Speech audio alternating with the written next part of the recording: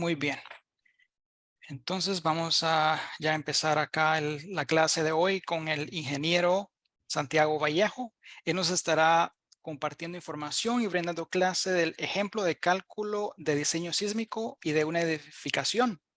A usted es ingeniero civil y estructural con amplia experiencia en diferentes industrias y tipos de construcción. Y pues cualquier pregunta o duda que ustedes tengan durante esta clase, la pueden levantar la mano acá en el Zoom y con mucho gusto el ingeniero le estará contestando sus preguntas. Adelante, ingeniero.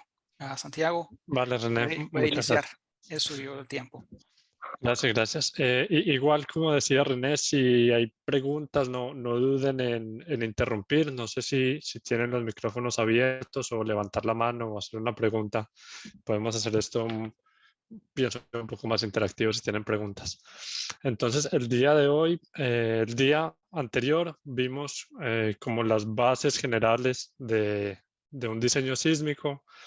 Y hoy lo que les voy a presentar es un poco más de detalles sobre el proceso para hacer el diseño resistente, sismo resistente de un edificio sísmico típico y algunas fotos o ejemplos. Entonces, para comenzar, pues lo que se necesitaría iniciando el proyecto, arranca con, con las discusiones con el arquitecto o el dueño del proyecto. Es este el que define la geometría. Acá, como veíamos la vez pasada, si el ingeniero puede entrar desde esta fase, es importante que pueda empezar a guiar y a prever dónde se van a necesitar muros, dónde pórticos a momento, porque si el ingeniero entra un poco tarde en esta fase de diseño, entra un poco tarde en la fase de diseño, luego empiezan a haber conflictos con otras disciplinas y empiezan a haber otros problemas que no se prevén.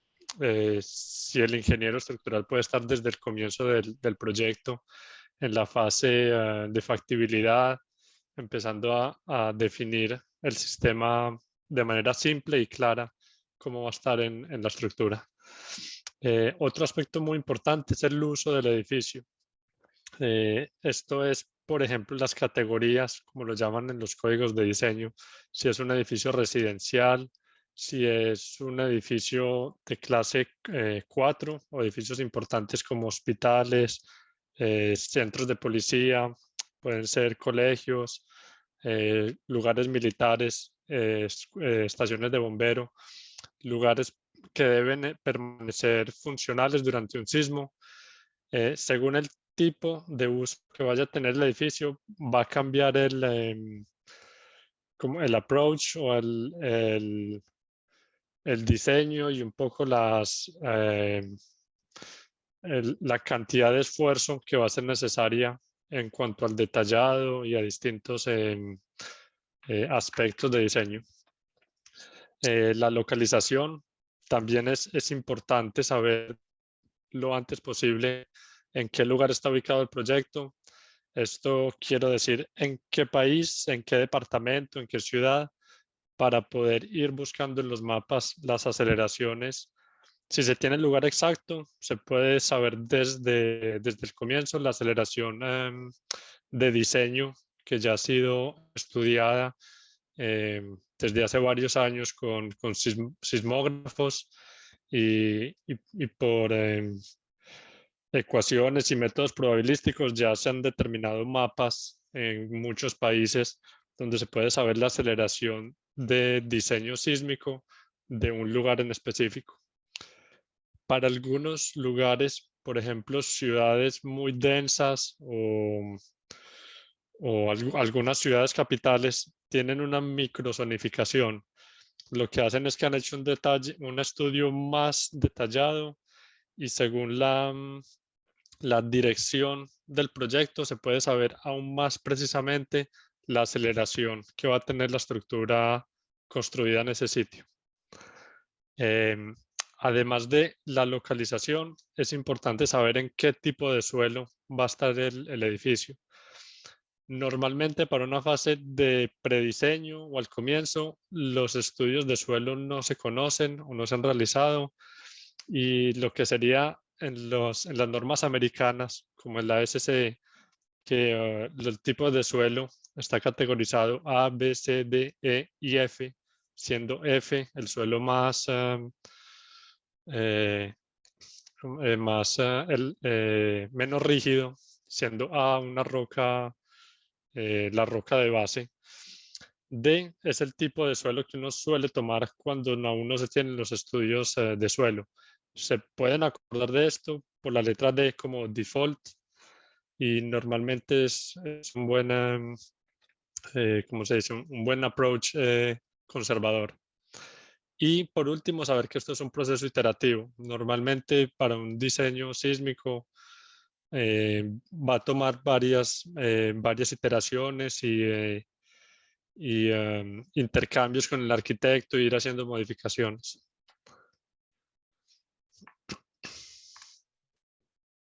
Aquí paso rápido, recordando los métodos que existen. El método de fuerza horizontal equivalente es el más sencillo de emplear. El método de análisis modal me parece a mí que es el más popular y es el más exacto en cuanto a recursos de computador, recursos de tiempo y resultados. Tiene muy buen rendimiento. Método de pushover, ya empiezan a ser métodos más avanzados que no se utilizan en mi experiencia muy a menudo. Entonces más adelante les voy a mostrar y explicar un poco sobre el método de análisis modal y una verificación rápida que se suele hacer con el método de fuerza horizontal equivalente, que uno utiliza para, para verificar un poco que el análisis modal está dando buenos resultados. Porque, porque este método de análisis modal usualmente es hecho en el computador pueden tener 80, 100 modos combinados de manera cuadrática, sumas, y a mano uno pierde la noción de lo que se está haciendo un poco. Aquí también un recuerdo rápido de la presentación de la vez pasada. Recordar que la fuerza sísmica es masa por aceleración. Entonces es clave conocer la masa del edificio y la aceleración de diseño que vamos a tener. Cuando digo masa sísmica, me refiero al peso propio de la estructura, al peso permanente de elementos no estructurales, muros de drywall, acabados, cielos rasos, enchapado y usualmente un porcentaje de la carga viva. Según el tipo de ocupación del edificio y según las normas, porque cambia un poco entre las normas americanas y europeas, por ejemplo, ese porcentaje cambia, pero en general suele ser de un 20-30% de la carga viva que hay que tener en cuenta como masa sísmica para determinar la fuerza sísmica. Esto pues explicado en algunas palabras, se debe a que cuando el sismo llega, toda la carga viva que vienen a ser muebles, personas, armarios, todo eso es masa que está apoyada en el edificio y va a tener una inercia cuando el edificio se mueva. Pero son elementos que no están fijos en la estructura, se desplazan un poco y por eso se toma solo un porcentaje de la carga viva. En el ASC, que creo entender que la mayoría de participantes están en el Caribe o en América, el ASC es la norma que van a utilizar la mayoría y los capítulos que hacen referencia a, a temas sísmicos en cuanto a nociones generales, los mapas de aceleraciones, detallados, requisitos, están entre los capítulos 11 y 22. Son unos 11 capítulos dedicados al diseño sísmico. Entonces, acá les muestro, por ejemplo, una de las tablas de esta norma AST, donde dicen, según el tipo de sistema que uno ha decidido emplear o que ha sido posible convenir con el arquitecto o el dueño del proyecto. Por ejemplo, si tuviéramos un edificio de varios pisos, donde el sistema de resistencia de fuerzas horizontales va a ser proveído por muros de carga Por ejemplo, acá nos dice la norma que según el tipo de suelo tiene una limitación de altura, que vendría a ser esta parte de acá.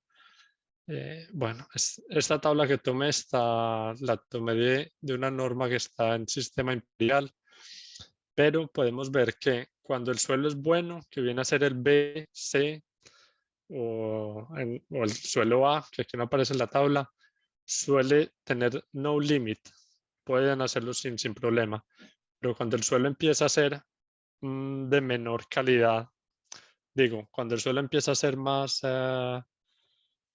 flexible, menos rígido, como arcillas, ¿cómo se llaman? Limos o limas, arenas, empiezan a ser categorías D, E y F. La norma también incluye unas limitaciones en altura de lo que es posible hacer el diseño. Casi paso por acá. Les presento otras tablas.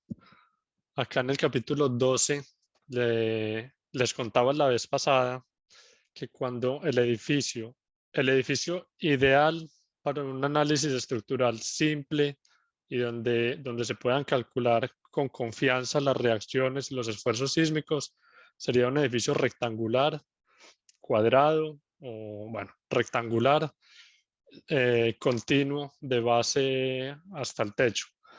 Pero sabiendo que esto raramente es el caso, normalmente los edificios tienen retrocesos, tienen forma de L, tienen pisos de alturas doble. Entonces, en estas tablas, acá les van a mostrar distintos tipos de irregularidades, lo llaman irregularidad horizontal o irregularidad vertical, que según la geometría del edificio, aquí van a encontrar unos coeficientes que van a penalizar el diseño. Normalmente el diseño, ustedes lo que toman es, creo que esto, no recuerdo si la vez pasada les comentaba como la base de diseño, que es tomar la masa por la aceleración, pero se permite dividir por un coeficiente de disipación. En las normas americanas se llama R. Por información, en las normas europeas es con la letra Q. Y es el mismo principio, pero pues cambian un poco como las ecuaciones, las letras, pero los principios son los mismos.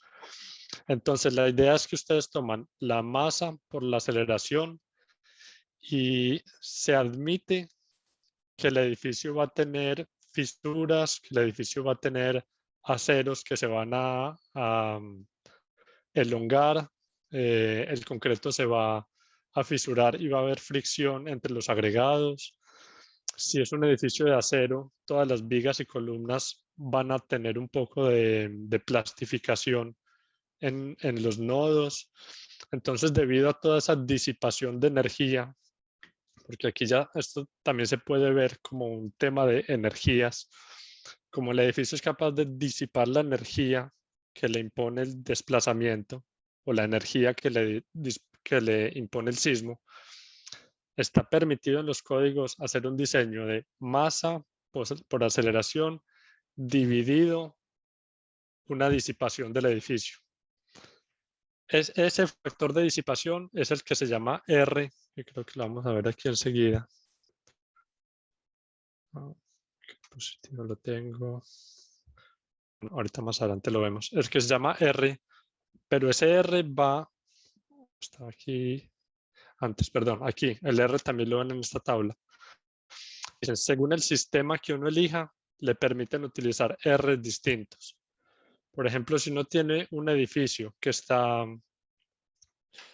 sistema de resistencia horizontal, está dotado por muros donde el diseño está hecho con un diseño especial, o sea, con un detallado muy especial, le permiten utilizar un R de 5.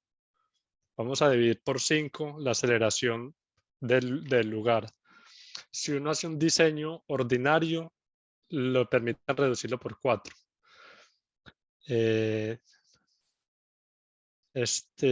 Ahora no recuerdo todos estos distintos tipos de definiciones. Si no estoy mal, creo que lo encuentran, está especificado en la norma SCE, cada definición. Entonces, como les digo, esta R que les permite reducir la fuerza de diseño va a estar, va a estar penalizada si tiene muchas irregularidades horizontales y verticales por estas tablas y todas estas definiciones. Otra cosa, otro tema a tener en cuenta es el diafragma horizontal. Normalmente, cuando se hacen los diseños, uno asume que cada planta es un diafragma horizontal. Esto en cuanto a modelos analíticos reduce mucho el tiempo que tarda el computador en hallar la solución. Y si uno hace un cálculo a mano, normalmente uno siempre asume que la losa de concreto de un piso es muy rígida horizontalmente y todo el piso se mueve junto. Esta asunción es utilizada muy frecuentemente, pero usted debe tener en cuenta que cuando la losa de concreto es un poco delgada, un poco delgada es un poco a discreción del diseñador, depende de las luces que tenga y del espesor, del refuerzo que tenga la losa.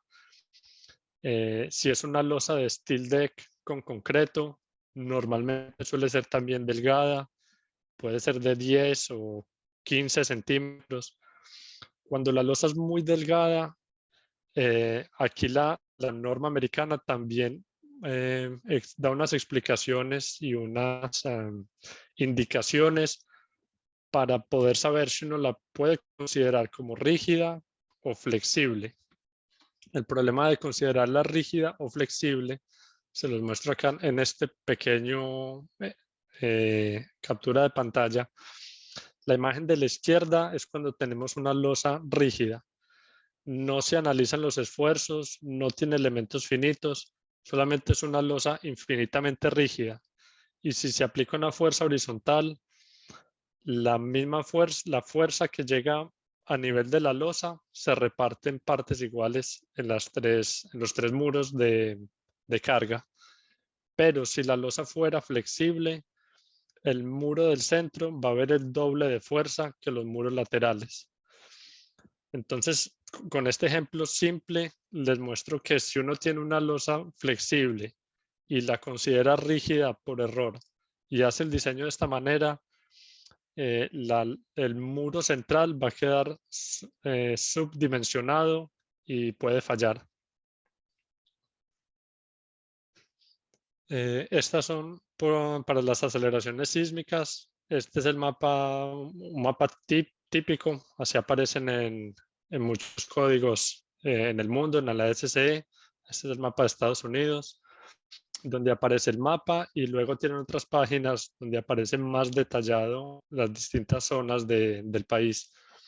También les muestro, hay una tool que está aquí, ¿cómo se llama? Una herramienta en internet que desarrolló el ASC7, donde uno puede poner las coordenadas del proyecto y obtiene, según el riesgo de la categoría de riesgo que tenga el proyecto, obtiene la aceleración de ese lugar.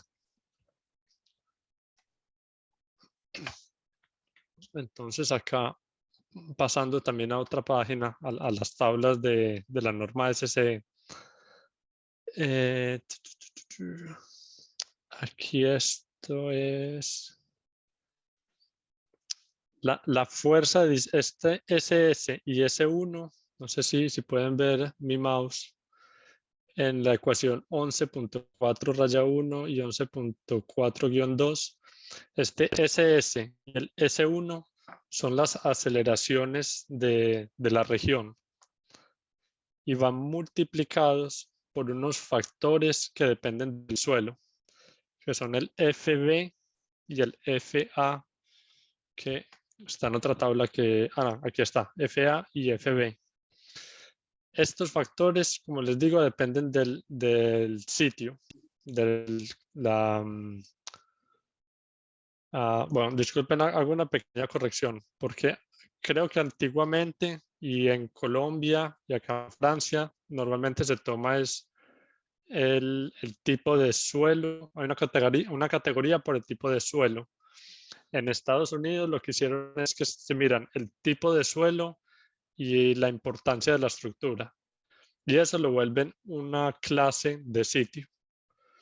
Entonces, a no confundir que tienen las categorías de suelo que van de A a F y también tienen las categorías del sitio que van de A a F, si no me equivoco. Entonces, dependiendo de esta categoría del suelo y el periodo que tenga su estructura, esto lo multiplican por la aceleración de diseño del lugar y obtienen la aceleración de diseño para su estructura, que es el SMS y el SM1.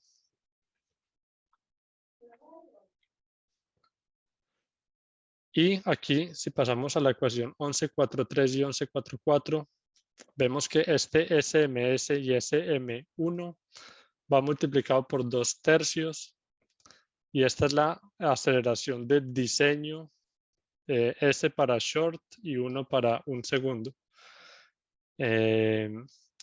Si no me equivoco, acá en la norma americana, el 1 segundo equivale a la aceleración en este punto, que viene a ser como el plato de este espectro de aceleraciones. Y el SDS se utiliza para calcular la aceleración de toda esta parte de la curva del espectro. Vamos acá. Entonces, hasta esa parte tendrían la aceleración de diseño para su estructura. Si paso un poco más adelante, a ver, luego me devuelvo. No sé si alcancé a poner esa imagen. Bueno, no. Entonces, acá en la norma americana también hay una parte, no la puse acá en la imagen, donde esta aceleración del diseño luego la van a dividir por el R que determinaron de la estructura.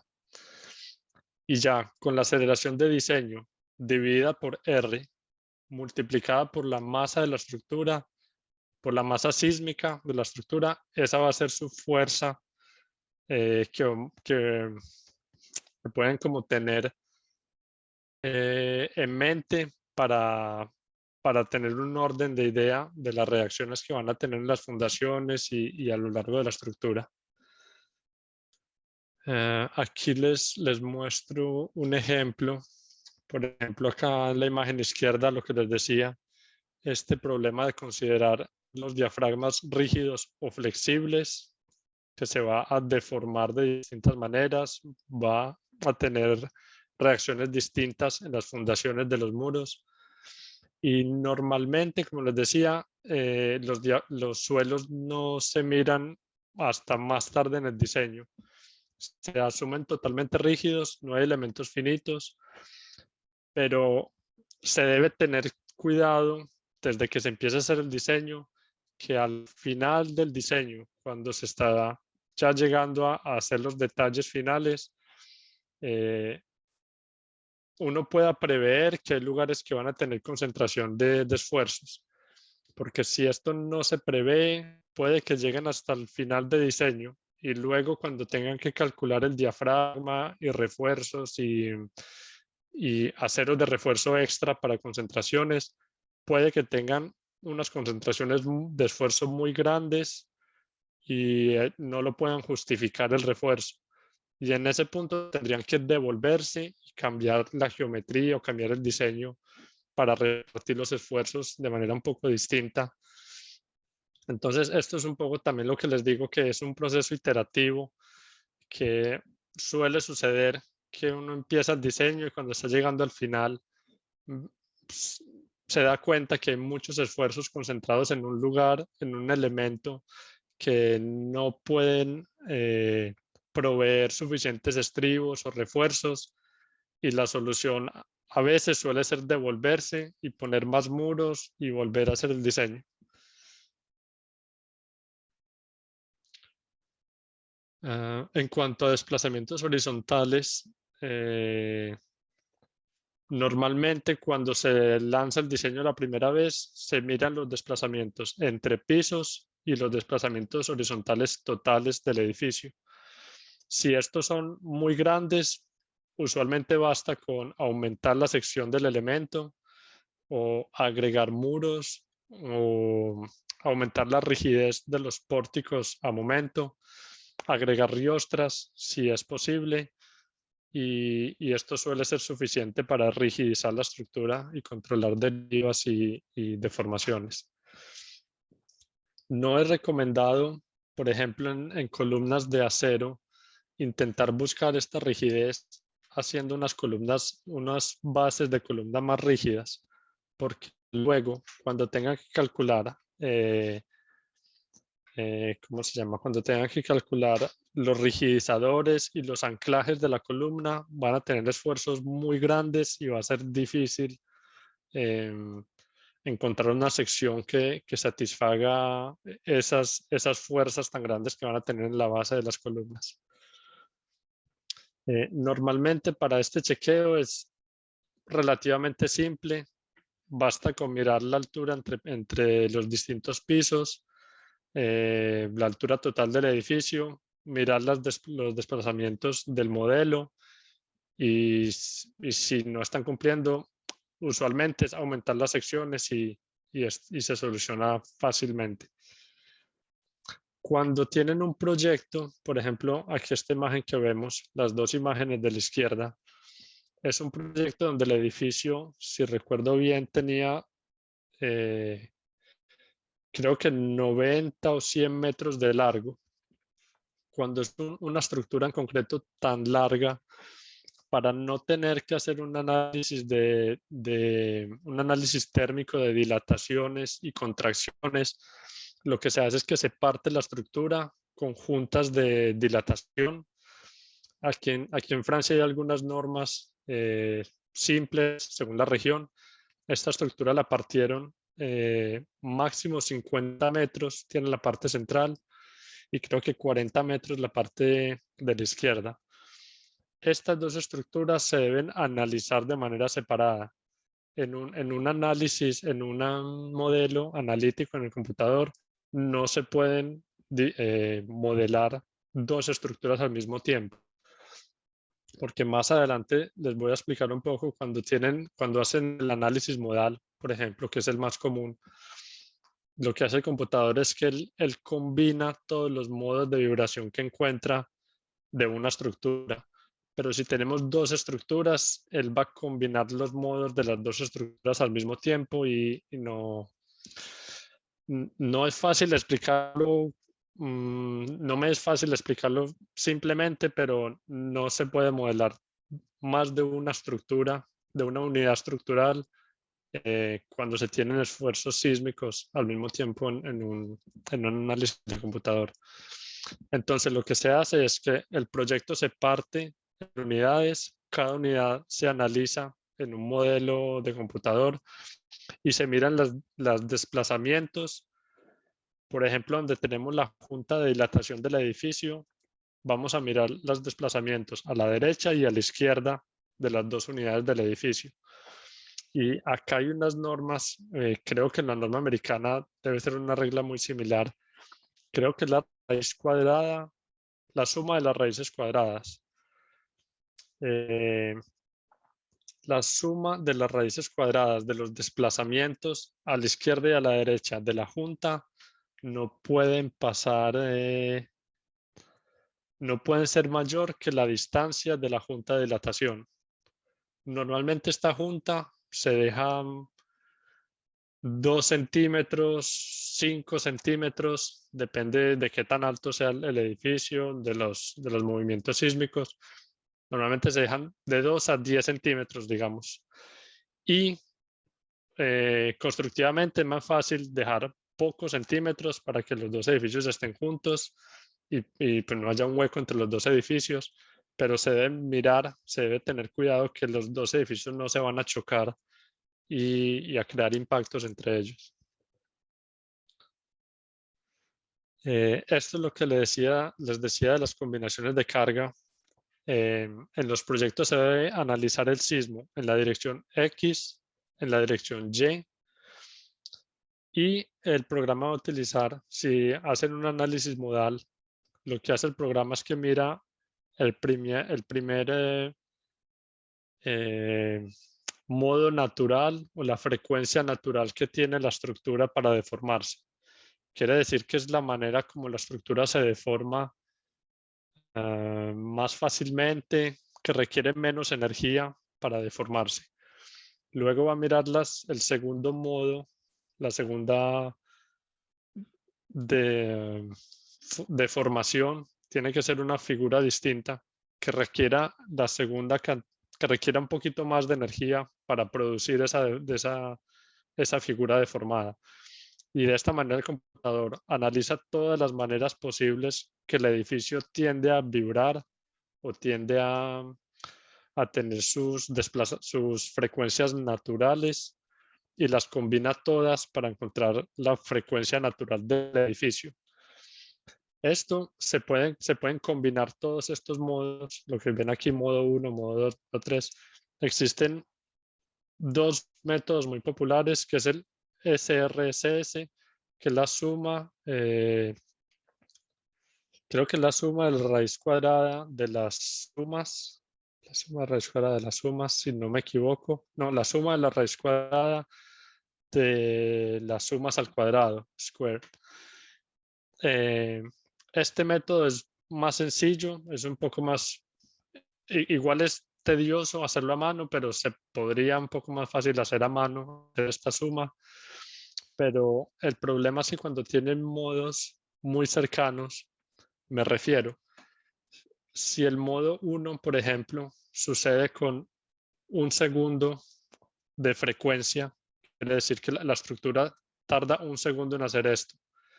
Y si la estructura tarda 1 segundo.1 en hacer esta otra de formación, quiere decir que el modo 1 y el modo 2 tienen frecuencias tan similares que el programa suele tener problemas cuando suma los dos modos que tienen modos muy cercanos. En este caso, es recomendable hacer el método que se llama CQC, que es la combinación que es la combinación cuadrática. Ahorita no recuerdo las siglas, creo que es la combinación cuadrática de todos estos modos. No recuerdo si al cubo. Bueno, existen otros también, CQC3, creo que es hacer una combinación cuadrática al cubo. Y el problema de hacer esto es que cuando se hace la suma de las combinaciones elevadas a la potencia 2 al cuadrado, los signos se desaparecen. Todo se vuelve positivo, porque un valor negativo elevado a la segunda potencia siempre se vuelve positivo. El problema de hacer esto es que cuando el computador sume todos los modos, él ya no sabe cuándo un modo va hacia la izquierda y el otro va a la derecha. Para él todo va hacia el mismo sentido. Entonces hay que indicarle al computador cuál es el modo dominante. Para esto normalmente los computadores tienen, los programas tienen un parámetro que o lo hacen de manera automática, tomando el modo que excita la mayor cantidad de masa, o el usuario puede indicar el modo principal de la estructura, el modo donde la estructura mueve la mayor cantidad de masa, y decirle que esta es el modo que va a definir qué es positivo y qué es negativo. Aquí les muestro, por ejemplo, un ejemplo de diseño. Esto es una torre vigía, creo que es algo militar o algo, una torre de control, una torre de vigía. Y para este caso, por ejemplo, el R, o acá en Francia el Q, debimos tomarlo como 1 porque no se podía justificar. Es una estructura poco redundante.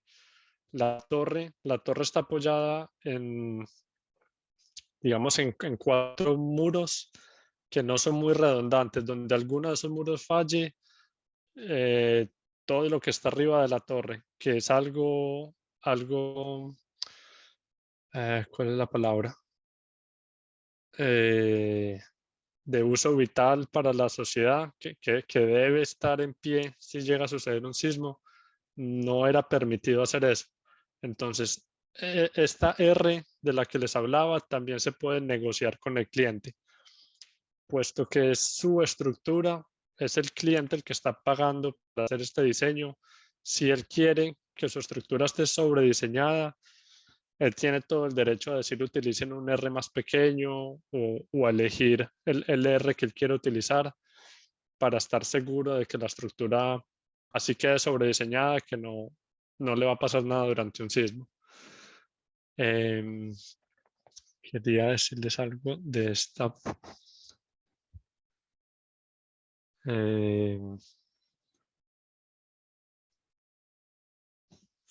Olvidé decirles algo. Entonces acá para mostrarles 2 imágenes, por ejemplo, para este modelo se crearon, hay muchos más casos de viento, de cargas vivas, cargas muertas, de nieve. Y el caso 130 es el análisis modal. 131 y 132 son las fuerzas sísmicas, que aquí ven las deformaciones, que son del orden de 9 milímetros en una dirección y 1 centímetro en la otra dirección. Son bastante pequeños porque es una estructura muy rígida. Sí, ya recuerdo lo que les iba a decir. Cuando se utiliza un R mayor a 1, recuerden que el R está asociado a la disipación de la estructura, lo que les decía de los agregados de concreto que disipan energía con la fricción, el concreto que se fisura, el acero que se estira. El R está asociado con esa disipación de energía. Si utilizan un R de 1, lo que quiere decir es que están haciendo un análisis elástico. Quiere decir que la aceleración del lugar, del sitio de este proyecto, la aceleración está multiplicada por la masa de la estructura. Y eso es todo. No estamos haciendo ninguna reducción de la fuerza sísmica.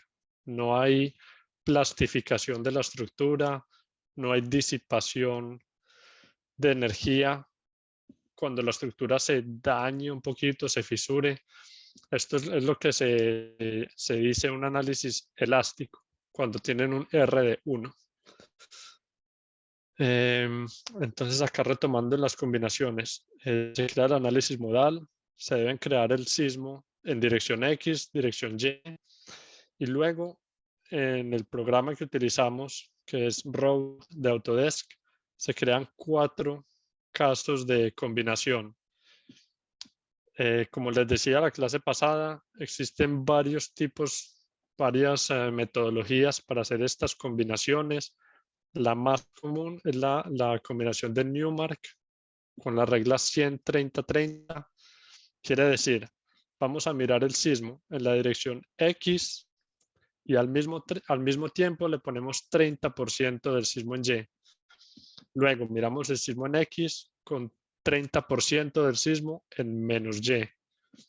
Luego miramos el sismo en Y con 30% en X y luego 100%, perdón, en menos Y y 30% en X. Si se dan cuenta, faltan los otros lados. Falta menos X con 30Y, menos X con menos 3Y. Entonces, todas estas combinaciones, hacerlas a mano es, diría yo, bastante tedioso, toma mucho tiempo, porque estas serían 8 combinaciones solamente considerando el sismo en X y Y. Usualmente, perdón, paso poco por acá y luego ya me devuelvo. Usualmente el sismo en la dirección vertical puede ser ignorado. Aquí la norma ASCE, en la parte 12.4-4b, van a encontrar un poco de información de cuándo puede ser ignorado las fuerzas sísmicas en dirección vertical. Creo yo que el 80% de las veces, 90% de las veces no es tenido en cuenta, porque cuando hay que tenerlo en cuenta, hacer todas estas combinaciones, incluyendo el sismo en la componente vertical, terminan 24 combinaciones. Y estos son solamente las combinaciones de sismo. Estas 24 hay que combinarlas con cargas vivas y cargas muertas, solo con cargas muertas. Y ya fácilmente vamos en 70 combinaciones solo para el sismo. Y esto rápidamente se vuelven muchas combinaciones que, entre comillas, se pueden salir de control. Incluso si deciden, si están haciendo todo este análisis en un computador, cuando tienen muchísimas combinaciones más de las necesarias, el tiempo de cálculo se puede multiplicar hasta por 5. Un cálculo que se puede demorar 2 minutos del computador corriendo, se les puede demorar 15 minutos. Y si esto es algo iterativo, el problema es que van a ser 15, 30, 45 y el tiempo se empieza a alargar muchísimo. Entonces es muy importante empezar con principios simples. Por ejemplo, mirar el sismo solamente en X y Y. Y cuando uno está entendiendo que la estructura está eh, bien construida en el modelo, que las fuerzas están dando algo lógico que ustedes anticipaban, pueden ir construyendo las combinaciones de carga. Porque si desde el comienzo empiezan a crear todas las combinaciones y todo el análisis con mucho detalle, llega un punto en que se tarda mucho correr el análisis y los resultados no son fáciles de interpretar. Aquí esta imagen que les quería mostrar es de un ejemplo también de otro proyecto, donde dicen normalmente el sismo hay que considerarlo en la dirección X y dirección Y, pero cuando tienen una estructura de este tipo que no está clara, que no es muy regular, no es muy claro el modelo, cómo lo construye uno. Si lo pone de esta manera en el computador y aplica el sismo en X y en Y, o si construye el modelo de esta manera en el computador y aplica el sismo en X y en Y. Entonces estuvimos mirando, esto que les muestro es un poco, creo yo, como por darles una idea, porque no sucede comúnmente y las normas consideran que aplicar el sismo en X y Y, como está orientado el edificio, y hacer la combinación de Newmark es suficiente. Pero nosotros vimos que según oriente uno el modelo en el computador, puede obtener uno hasta 33% más de esfuerzos sísmicos. Entonces este fue un ejercicio que tuvimos donde al final las normas no son muy claras y pues los dejo también un poco como para sus consideraciones, que si uno quiere curarse en salud, pondría el edificio de la manera más desfavorable para que le dé los esfuerzos máximos y diseña con esos valores. Porque en la norma dice que aplique el sismo en X y Y, pero no dice si el edificio está diseñado como un cuadrado, como un rombo. No es muy clara esa parte. Aquí les muestro también de un ejemplo de un diseño. Este fue, creo que fue la torre que vimos, la torre de control, donde hicimos 60 modos y llegamos a excitar 77% de la masa en una dirección y 75% en la otra. Quiere decir que hay modos donde movían mucho la la estructura, otros donde se movía poquito, y cuando el computador combina todos los modos, estábamos excitando 75% de la estructura. El código europeo requiere excitar mínimo 90% de la estructura. Creo que el código americano pide 85% de excitación mínimo. Entonces, normalmente lo que se hace es que en el modelo del computador se aumentan los modos. Pues solamente es el computador, uno le dice póngame 200 modos y siga calculando. El problema que teníamos aquí es que la estructura es tan rígida que creo que hicimos 200 y pico modos, se tardó varios minutos en calcular y cuando terminó teníamos 78 y 79% de masa excitada. Esto es porque el edificio en sí no logra moverse mucho porque era muy rígido, sino que las paredes empiezan a moverse, el computador empieza a encontrar modos locales, pero no está moviendo todo el edificio. Entonces, en un caso como este, lo que decidimos hacer es detenernos a 60 modos y hacer lo que se llama modo residual. Es decir, decirle al computador, hago un modo extra y el 23% de masa que nos falta, póngalo en ese modo. De esa manera, en el análisis modal, excitamos el 100% de la estructura. Y una vez que estaba excitada al 100%, sabíamos que la aceleración que se estaba aplicando correspondía al 100% de la masa excitada, el 100% de la masa multiplicada por la aceleración que pusimos en los parámetros de diseño. Esto acá también les decía que normalmente se requiere un porcentaje de carga viva en la masa que uno está teniendo en cuenta. Y para hacer una verificación, nosotros miramos las reacciones en los apoyos. Luego de correr el análisis, miramos cuánto era la reacción vertical del caso de peso propio y miramos cuánto era la reacción en X correspondiente al sismo en X y la reacción en Y de los apoyos correspondientes al sismo en Y. Miramos y luego dividimos estas reacciones respecto al peso de la estructura y vimos que teníamos 21-22% de aceleración de la estructura.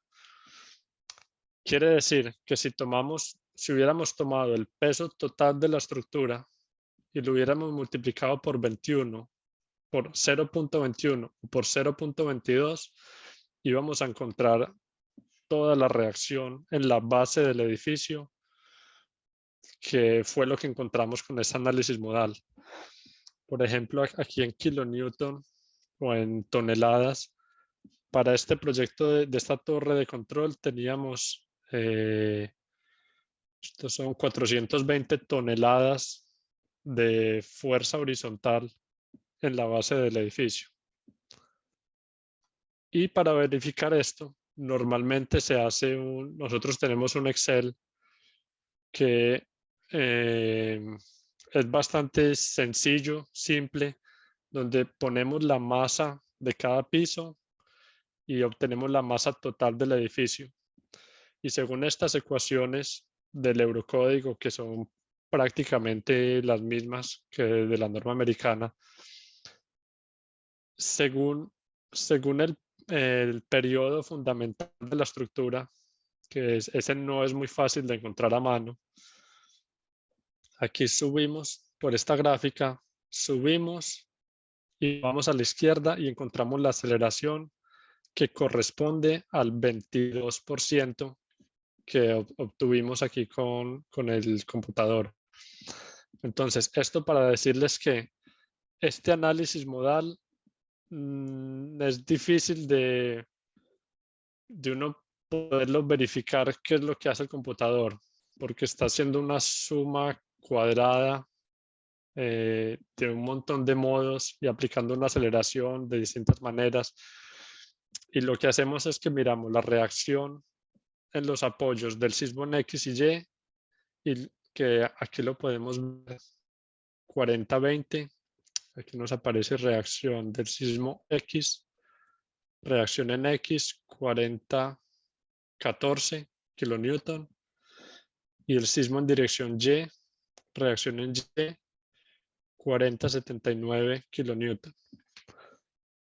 Estos valores los verificamos a mano para ver que sean coherentes y poder tener confianza con los resultados que tenemos del computador.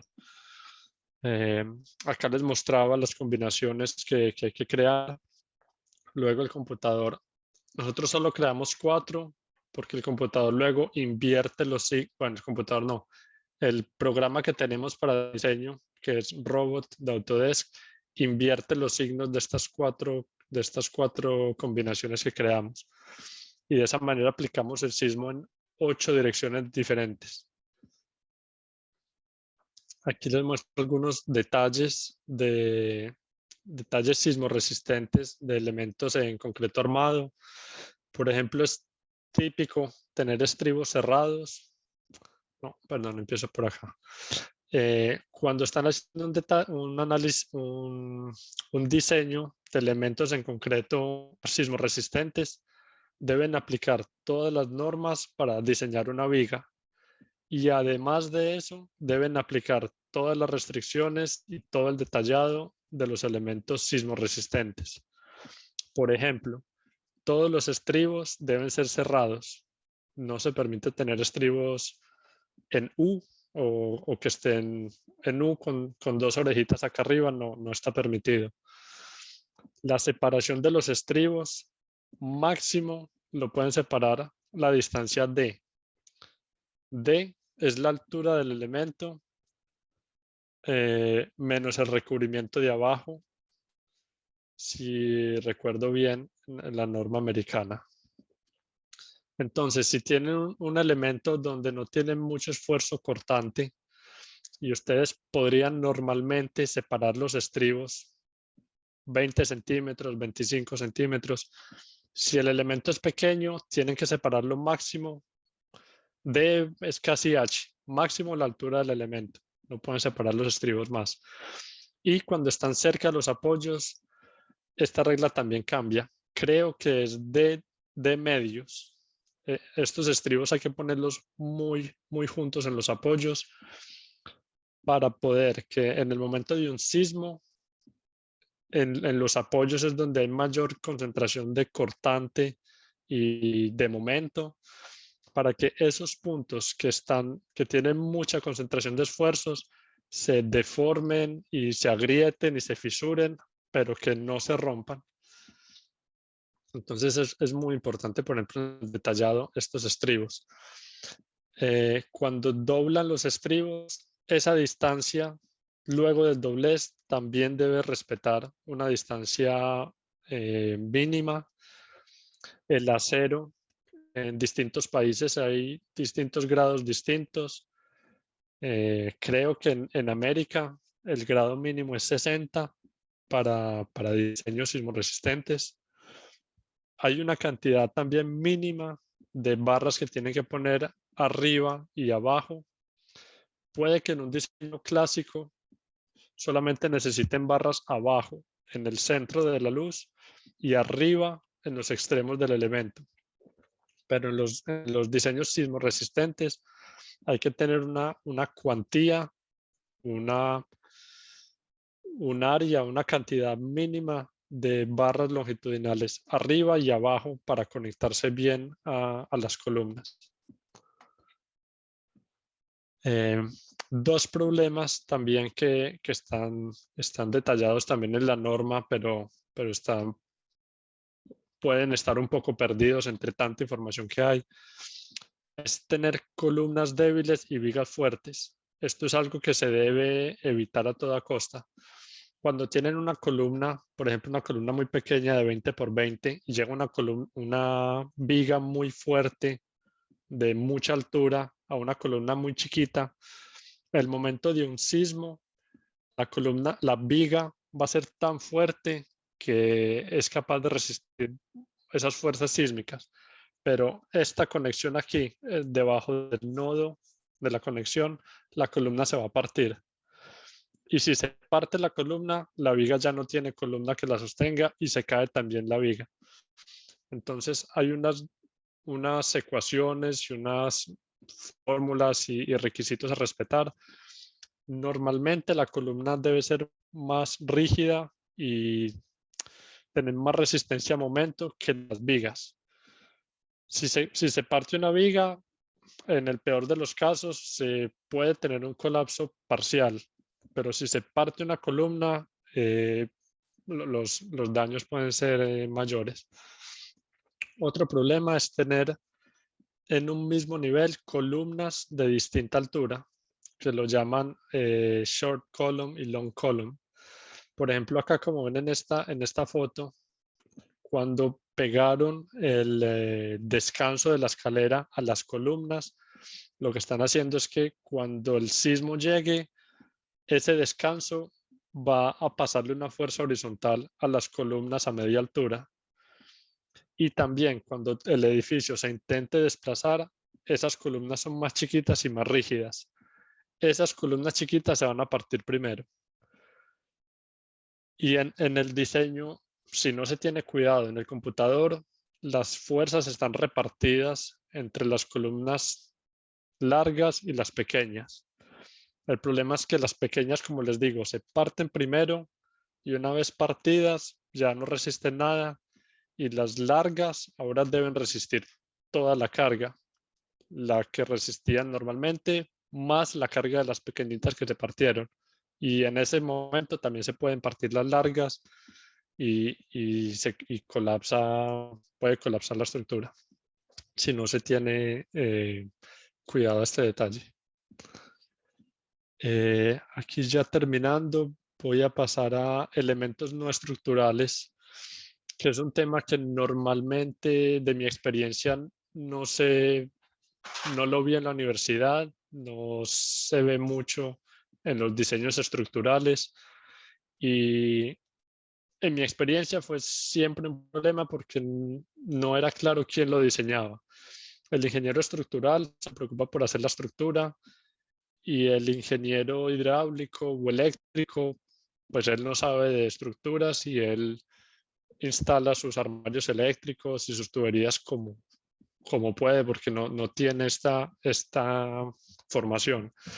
Entonces, estos elementos no estructurales normalmente, de mi experiencia, suelen ser un problema en las estructuras porque son lo que nadie diseña, lo que más daños causa, lo que puede ser más peligroso para la vida de los ocupantes, porque si se caen tubos, si se caen sistemas eléctricos, pueden crear incendios.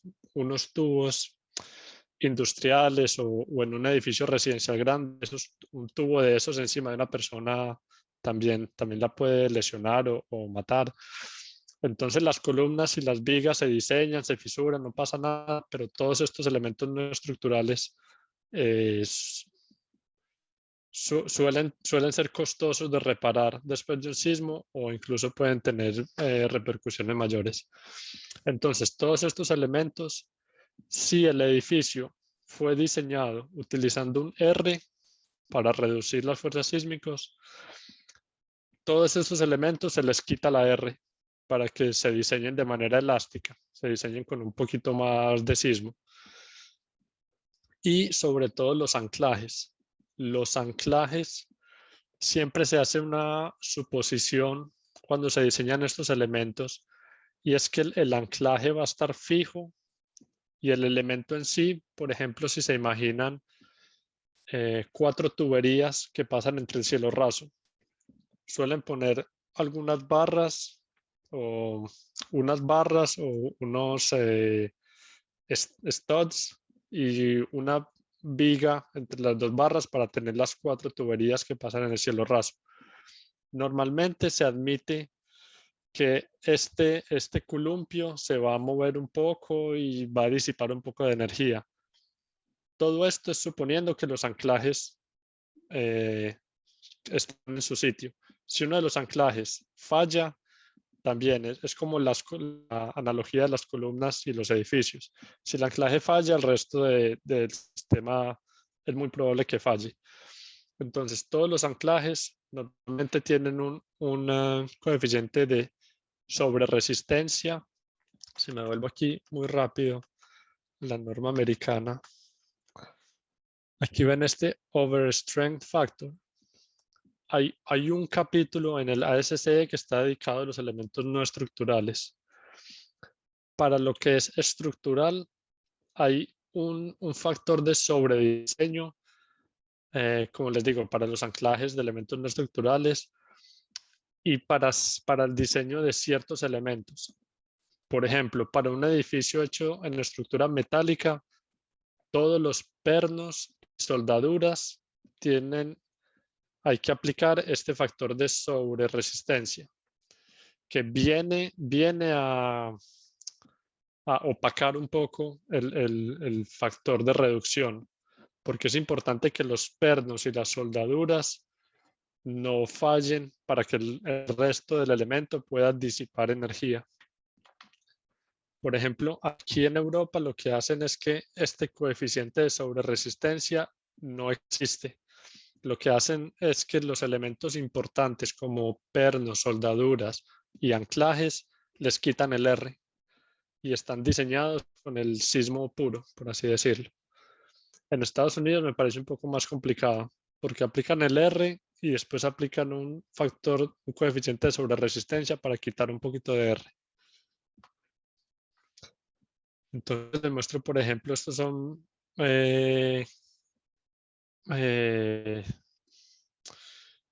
¿cómo se dice? Análisis que hay que hacer para elementos no estructurales, por ejemplo, armarios o un equipo de aire acondicionado que está pegado en el muro.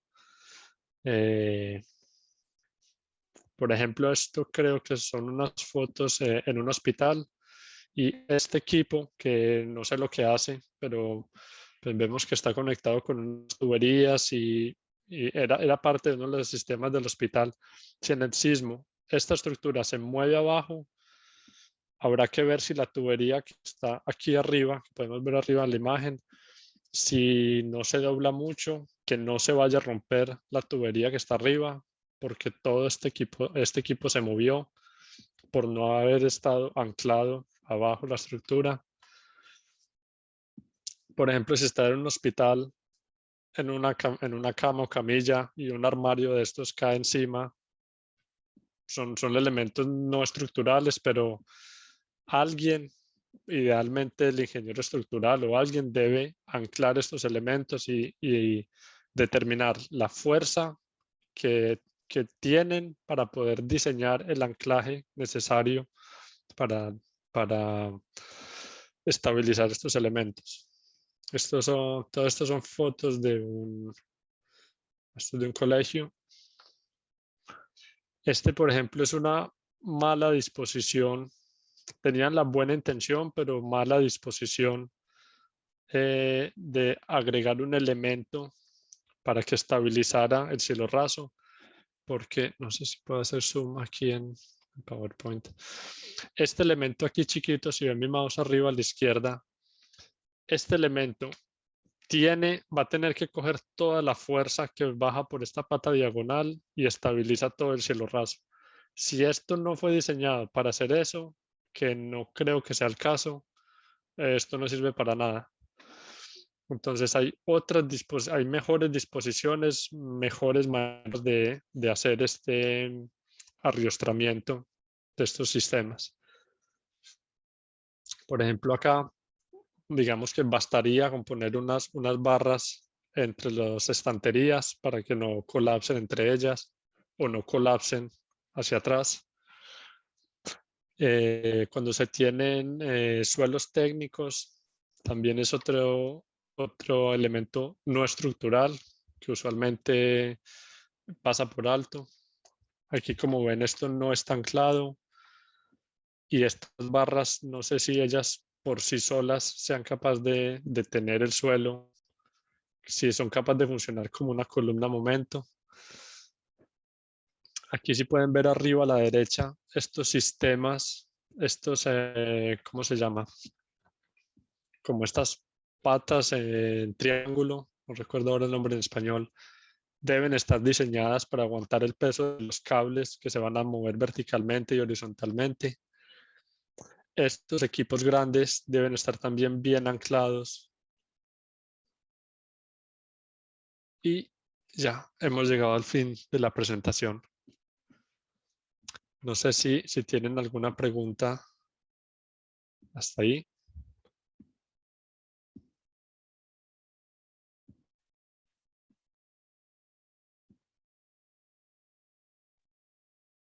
Sí, buen día. Anselmo Nieto le saluda.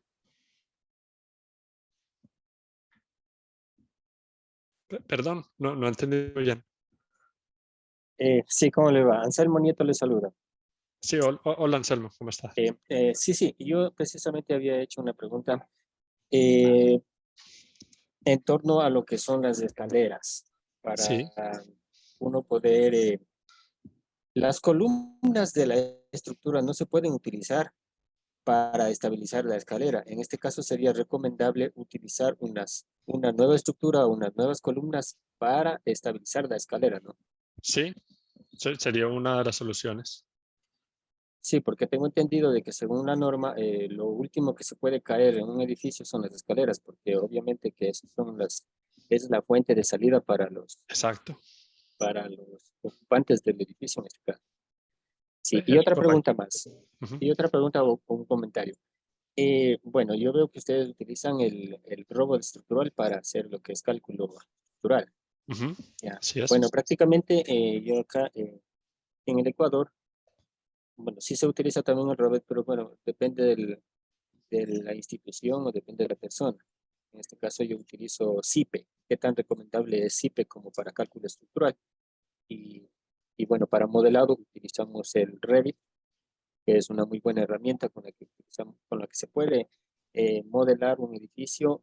Bueno, eso se vincula con el CIPE, tenemos el cálculo estructural y también, bueno, para poder hacer ejecución de obra y está la demostración de cómo se va a realizar la obra, lo utilizamos en Navis One. Bueno, en ese sentido, no sé qué tan recomendables sean los software y cuáles son los más recomendables para utilizar. Sí, sí.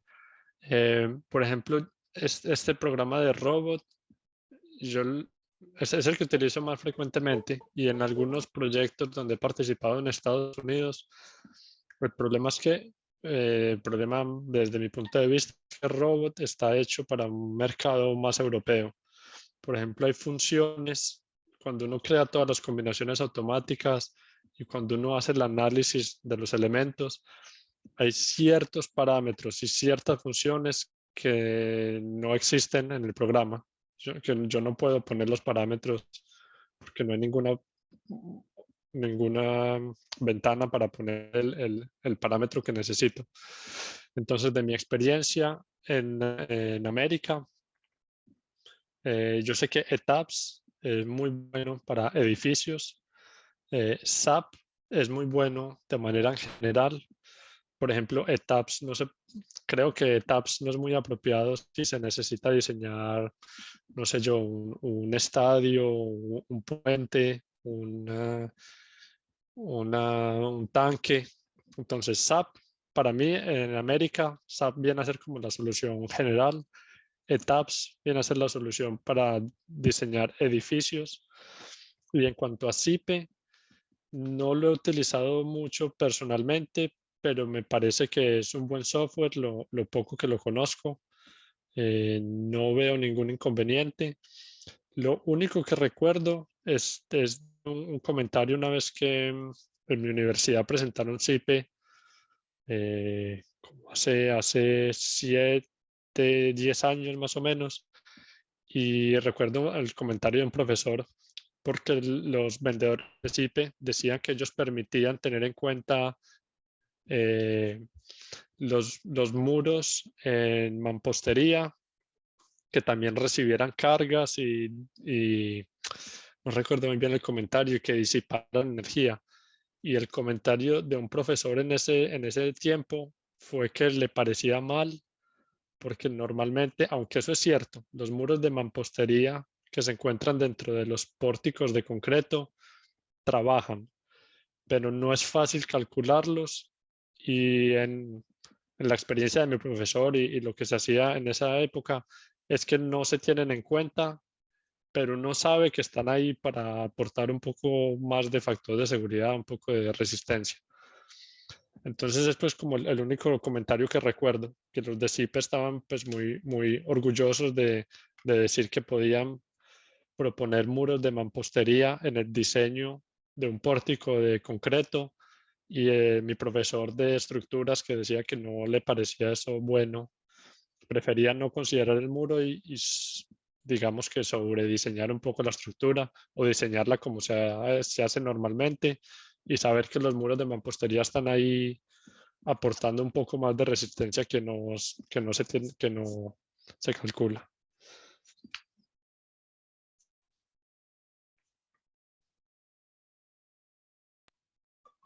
Aló, buenas tardes. Sí, sí, sí. Sí, tengo una consulta. Sí, ¿Aló? Oscar, dame un Ah, minuto, perdón. ok. Anselmo, ¿respondí tu pregunta o querías agregar algo más? Sí, sí, correctamente, muy claro, muy bien entendido. Bueno, Ahora sí, sí, sí, una cosa más, lo que me tiene un poco inquietos en este caso, por ejemplo, para hacer en una estructura, muro de mampostería, yo veo, según algunos cálculos, que es necesario poner columnetas, sí, porque o sea, el muro no necesariamente va a soportar ninguna carga, más bien. O sea, la estructura es la que tiene que sostenerle al muro. Y la estructura está hecha para soportar como estructura, pero no para sostener muros. Entonces, ahí sí yo tenía siempre una inquietud en ciertos cursos que he seguido, de que para que el muro sea sostenido sin necesidad de ocupar la estructura física del edificio, del proyecto, se debería hacer unas columnetas y estas son las que van a aportar el soporte que necesita el muro. si recuerdo bien, creo que en los distintos códigos, o por lo menos en el código colombiano, si recuerdo bien, permiten hacer ambos. Se puede hacer un muro de mampostería confinada. eh, Creo que es el caso donde construyes el muro de mampostería y luego viertes el concreto de las columnetas, y eso viene a confinar un poco el muro de mampostería. Creo que también se permite hacer, y tiene otro nombre con otros R distintos y otras disposiciones, hacer las columnas primero y luego llenar el muro de mampostería. Creo, si no me equivoco, que los muros de mampostería reforzada están permitidos. Solo mampostería reforzada sin columnas ni columnetas, si no me equivoco, pero con sus limitaciones, que no pueden exceder más de tantos pisos, que no pueden utilizarse en ciertas zonas sísmicas. Y es verdad que es el sistema, entre los tres que acabo de mencionar, sería más frágil si no tiene columnetas, porque el muro es menos dúctil, no tiene los aceros que tiene la columna de concreto, tampoco es una columna de acero. Entonces un muro de mampostería es menos dúctil y es más propenso a fallar, digamos que súbitamente, sin dar aviso. Pero creo que es posible, si no me equivoco.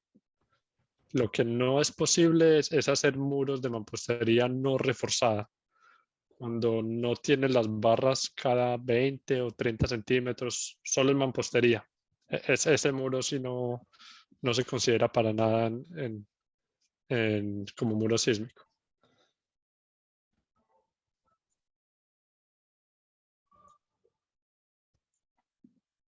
Bueno, yo voy. Bueno, Dime. sí, sí, es verdad. También depende de la norma, de acuerdo al país en el que uno se esté ejerciendo o se vaya a ejecutar algún proyecto. Muchas gracias. Sí, con mucho gusto. Ahora sí, Oscar, te, te oímos. Buenas tardes.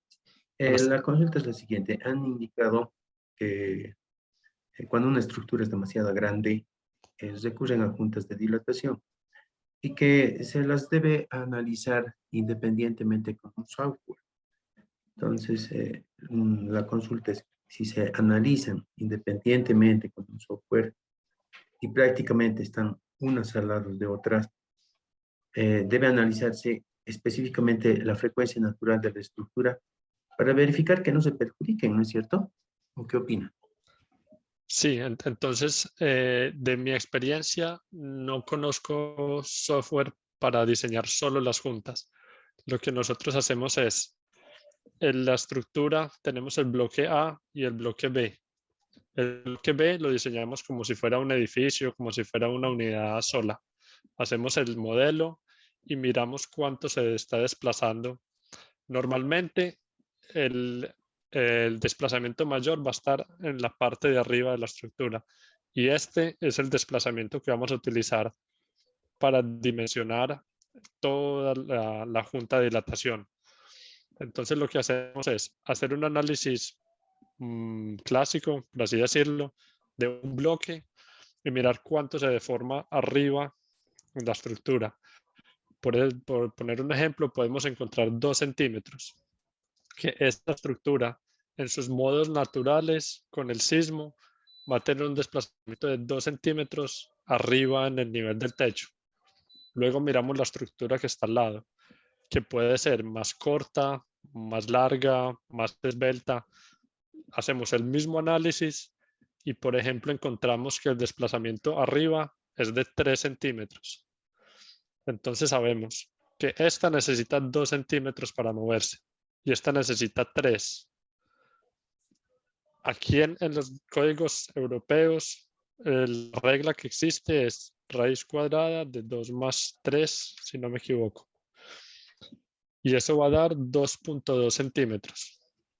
O sea que con una junta de 2.2 centímetros, con una junta de 3 centímetros, los edificios no se van a chocar. Porque supongo yo, porque no tengo el conocimiento exacto de esta fórmula, supongo yo que ellos tienen en cuenta que ambos edificios se van a mover en la misma dirección.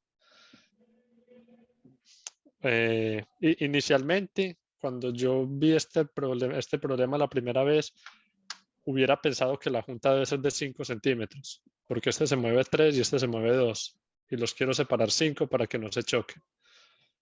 Pero según iba viendo con colegas, me decían que esa junta estaba muy grande y no era necesario, que siempre se hace la raíz cuadrada de los 2 desplazamientos y funciona, no se chocan los edificios.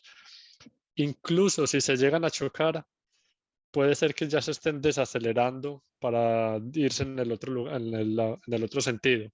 Entonces, incluso si se llegaron a chocar, se van a chocar ya con poca inercia y se chocan a nivel de los mismos niveles. Si llegaran a tener niveles distintos, en ese caso no sé cómo aplicaría esta ecuación, pero sería a tener un poquito más de cuidado, porque si un piso le pega la mitad de la columna del otro edificio, es No va a más partir. dañino que si se pegan los dos niveles. Entonces, como te digo, lo que yo conozco es que se diseña cada edificio por su parte y se hace raíz cuadrada de los 2 desplazamientos, la suma de los 2 desplazamientos. Y aquí por norma eso suele ser suficiente. Claro, entonces habría que analizar cada estructura independientemente, ver las posibles combinaciones de carga del modelo sísmico y verificar los desplazamientos y tal vez aplicar la fórmula, ¿no es cierto? Sí. Entonces nosotros lo que hacemos es un caso que es el análisis modal, otros 2 que el sismo en X y el sismo en Y, otros 8 casos que son todas las combinaciones de 100% X, 30Y, 100X, menos 30Y. Y una vez tenemos todos esos casos, miramos la envolvente, miramos el desplazamiento máximo de todo al mismo tiempo y miramos ese desplazamiento únicamente. Claro que sí. Ok, gracias por las Con respuestas. mucho gusto. Bueno, Santiago, creo que ya estamos a corto tiempo ya estamos terminando y pues alguna otra, podemos aceptar una pregunta más, Sí, sí, Santiago. claro. Una pregunta más y podemos ir terminando ya por el día de hoy, ya que tenemos pocos minutos ya. Bueno, nos hemos pasado ya algunos minutos, pero podemos una pregunta más, ¿verdad? Sí, sí.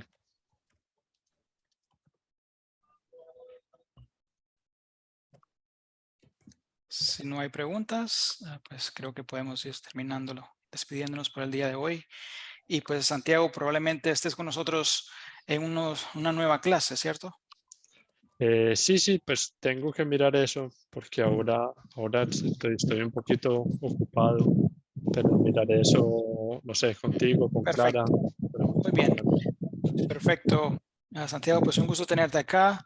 Gusto tenerlos a todos el día de hoy. Un día más de aprendizaje y espero que todos hayamos aprendido un poco acá con Santiago el día de hoy. Pues que tenga una feliz tarde. Gracias, Santiago, por tu tiempo y a todos por estar acá. Excelente Gracias, tarde a René. cada uno.